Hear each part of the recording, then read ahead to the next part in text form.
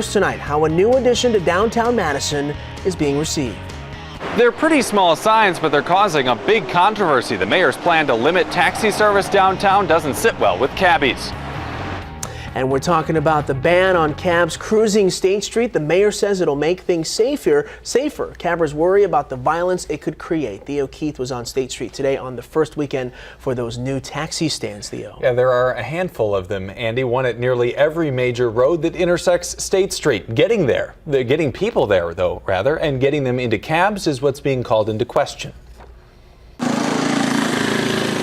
It's a busy night on one of Madison's busiest streets, but there's a dispute over who can use that street.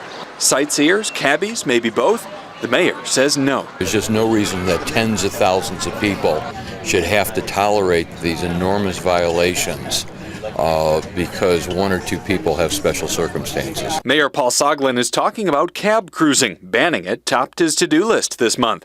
So taxi stands are out this weekend for the first time. They're just poles with a sign sitting on top, but they're not sitting well with cabbies. It'll be one cab pulling up at a time, immediately being loaded from either the most aggressive people in the crowd or the politest people in the crowd or the people waving a $20 bill. Adam CHURN's been picking up the bar crowd on State for 20 years. The union cab driver doesn't like the thought of people crowding a taxi stand.